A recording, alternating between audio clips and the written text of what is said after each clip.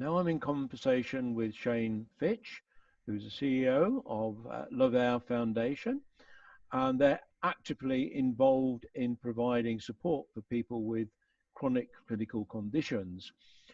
And now I'm going to ask Shane a little bit about her background and about what Lovexair Foundation does, and in particular, some of the things, initiatives that she's involved in with the current COVID-19 situation. So Shane, just tell me a little bit about how you got involved in the medical profession. Well, my son was born with a rare disease, alpha-1 antitrypsin deficiency, 21 years ago. And I've been a resident in Spain, between Spain and Portugal for the last 30-something years. So I found out about the disease at the initial stage. It was very difficult as a parent, having a son with a rare disease. And I realized that alpha-1 had a lot of issues with respiratory and liver disease. So I started to work on the internet. Fortunately, the internet was just kicking off in those days, and managed to get in touch with a lot of organizations worldwide, particularly the American ones. There was a small association in Spain, and I was asked by the previous president to lead that association. And that really set me off in the world of respiratory care, as you would say. And I've been 20-something years working internationally, which has really opened up a huge amount of information and capability across patient organizations, every kind of stakeholder, healthcare professionals, expert scientists. And with that experience, I realized how huge the need was to work in respiratory care from a patient perspective, because it was one of the least tackled areas, I think, in medical care. And look where we are today. Between contamination and COVID, now people are beginning to realize how important lung health is. What were you doing before that, though, if I may ask? I had a small business in Spain. I worked in distribution. I worked in big congresses. I did accountancy. I've done music events. I've really been in a lot of different areas, but I came from a mathematics background and languages. So to me, it was important, the structuring, you know. So when I had the idea of, when digital became, I was doing a master's in e-business in Spain. And I got very excited about being able to use digital to build a care plan which would be accessible to people internationally. And I always wanted to work globally because I love working across cultures. And so the foundation really was to house that digital healthcare plan. And when did you set up Lovexair? It was about 8 years ago now. It was October 2011.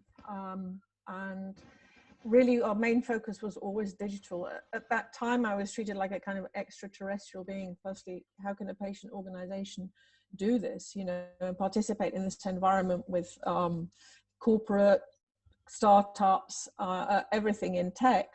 But actually we can, and actually we can do a good job. And I'm happy to say that nowadays we've got some really amazing projects in our pipeline with industry partners at high level. And this partnership is so important to change the way we can manage people's health across all the stakeholder spectrum. You know, that's the way forward. So you started the company really based on a personal experience with a family medical problem. It's funny that two of the previous panelists at the last webinar had exactly the same motivation for starting their business. And I think it's very laudable that instead of relying on other people to solve the problem for your son, you decide to do something about it, not just for your son, but for other people as well. Yeah. So you must have seen a lot of improvements in digital technology over the 8 years that Lovexair's been in existence. What are the most important trends and developments, do you think, for the work that you do? Well, I think there's two parts to this. One, building a platform it's hard, it's complex. And I think perhaps we tackled it from the complexity, because I realized that if we didn't make the platform work for healthcare professionals and for patients, then we're not going to bring people together. So while digital consumer is wonderful in the fact that you can get people perhaps more easily on board in a promotional marketing way, if they're not sharing relevant information with their physician, I can't see how we can get much better evidence-based outcomes. So the challenge was trying to make that happen, and there are two different rhythms. Across the world, the rhythms are different in take-up of digital, as we know, over the last 10 years. But keeping that goal of bringing those two key stakeholders together, I think is vital to the success of a project mid to long term. Absolutely, I couldn't agree with you more. And I'd say they both have different perspectives. And of course, now, as we heard from the last webinar, there's a lot of consumer healthcare technologies and applications available on mobile phones. And it's very tempting for people to think that they might be able to look after themselves or get some kind of cure from their smartphone or other devices without involving the clinical profession. So how does the Lovexair platform work? Well, we call it Happy Air because we try to take a positive approach about dealing with respiratory to take away the stigma of respiratory disease, which always is with people, whether you've been a smoker or whether you've been exposed to this or whether you didn't look after yourself or whether you try and pretend you haven't got a disease and you don't get diagnosed. So the platform has different interfaces. So we can set it up so that an organization or a healthcare professional can manage their own patient community and can have coaches come in which are assigned to the patients and help to guide them in their care plan. It's a daily care plan process, so it takes 2 to 3 minutes to go through your checklist, and then if you want some more advice, you can connect with a coach at specific times and organize a video or a personalized session so you can understand how better to cope from your own particular situation. We want people to keep their own lifestyles, you know, and we want them to go around with their medical info available so that if they have an issue and they're traveling in another country, they've got that data there and available and they can share it when needed with their healthcare professional. And from the healthcare professional side, the interface is different, of course, because we're looking at the data. We're looking at it in a clinical way. So we're monitoring the patient progress. We can get alerts when we can see that they're having some difficulties with symptoms or there's low adherence. We can look at priority patients and we can check on their digital health record when we need to, put up new video clips or send them advice. We've got SMS notifications as well that we can use, so we can keep people alert to any changes or reminders, and we can invite them back in as and when needed if there's a situation that we think that needs addressing. So the interface is different, healthcare professional to patient, and then there's a higher level hierarchy so that organizations or networks can come in and work on specific projects. So that classification structure is actually quite important because it's very flexible. It means that as long as we have the platform set up in the specific jurisdictions, and we're using Amazon Health and Life Sciences, so we can replicate easily and be compliant with GDPR or HIPAA, and also the national legislation on data protection. That means we can set up quite quickly, and people can work across different countries on a specific project, you know. Okay, yeah, that's very impressive. So tell me about the coaches. Where do they come in? What before that though? What sort of data do you collect from the patients? Is this data from wearable devices, from clinical measuring equipment, or is it from well-being answers their questions that they're asked that they have to provide answers, or a mixture?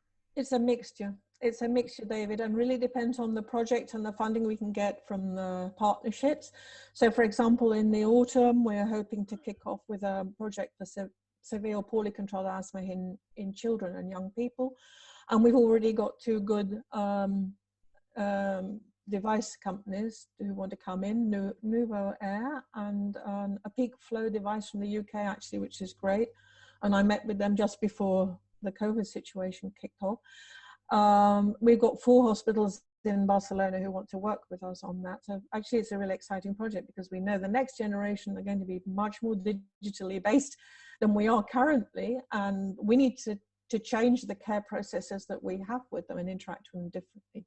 So yeah, we're using a mixture depending on the project and the kind of stakeholder partnerships that we can agree and get to come in and help co-fund and whatever.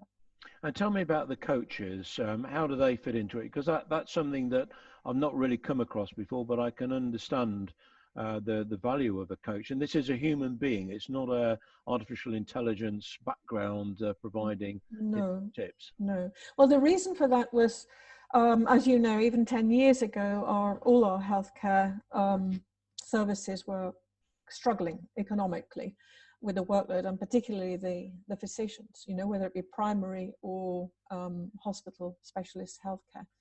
So in all the surveys we did at global respiratory level with big organizations, and I worked closely with American foundations too on global strategy, the same needs came up, and which were the unmet needs, which is we want a respiratory physiotherapist, we want someone who accompanies us in our disease, who is the person who we can trust most. Well, it's the doctor, but who's next? Well, it's the nurse or the respiratory physiotherapist or the pharmacist.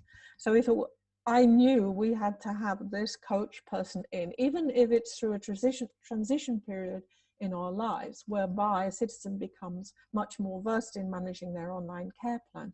At least in this process, we're going to get good guidance, good support, and better results. So we work with respiratory physiotherapists, and I work with some leading respiratory physiotherapists who are university lecturers, decans in Spain, and have met some excellent high-level people in other countries. So we can build together the care plan and we can get the guidance from them, and then we can train people to come in to the platform. So they're respiratory therapists. Guess what?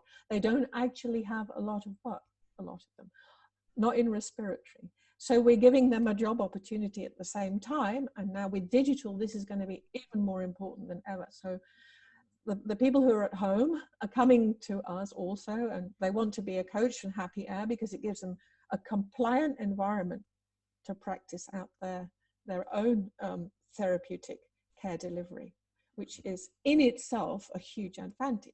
I don't know how many respiratory physiotherapists actually have a compliant environment that they can work in, but that's a big step. 2, they're following a system, and a model. 3, we do an awful lot of communications and social support, so it's kind of a mix, and we're doing that in social media as well as through our web, and it's getting more and more successful.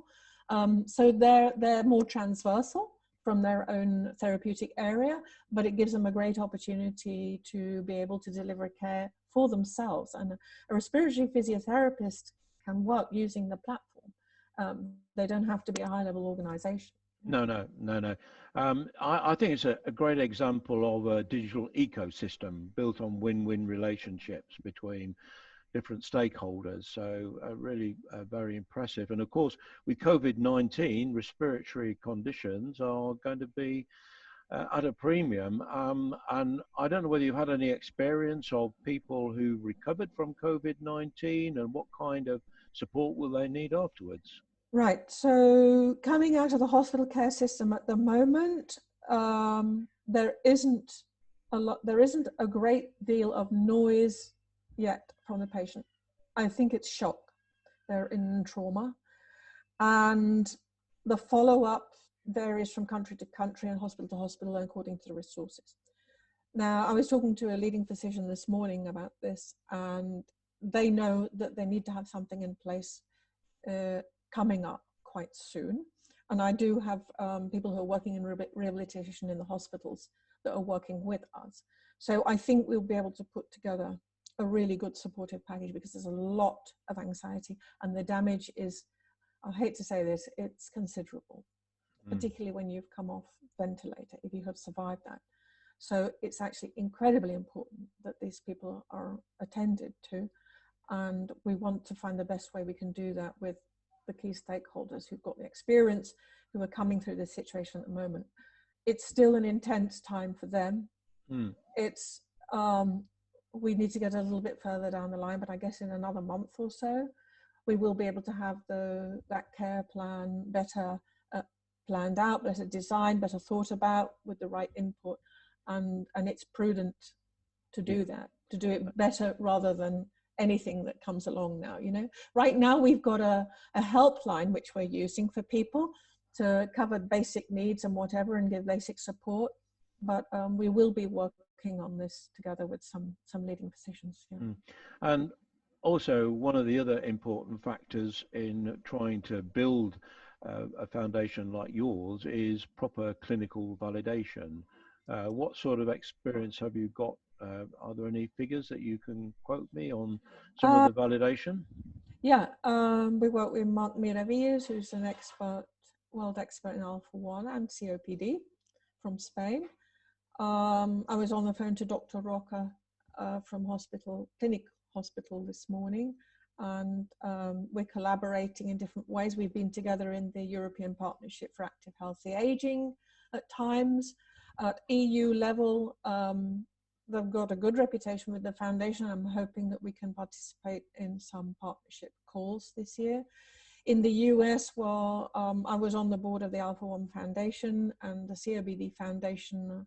I worked closely with them over the years, and so I've got good access to American physicians as well, leading American physicians. European level, because I've been in European strategic partnerships. Again, I can call on people at high level, at pediatric level, at adult level, in the different disease areas. So, and LATAM, the melisma, we actually have a collaboration agreement with LATAM. The Spanish Thoracic Society validates a lot of our materials and care plans. So I feel confident that the way we work, we can always engage well internationally, and that's incredibly important and incredibly valuable, and we are very grateful to have that access, you know. Yeah, that's fantastic. Well, I thank you very much for giving your time today to talk to me. I know that you're not at home at the moment and you're trying to organize a flight from Germany to get back. So I hope you're successful in that. And I hope very much that we will be able to arrange a suitable time for the next webinar so that you're able to participate as a panelist and share this experience with other people. So thank you very much, Shane, and I hope you have a very good rest of the day. Thank you very much, David. Very kind of you for the opportunity, and you too.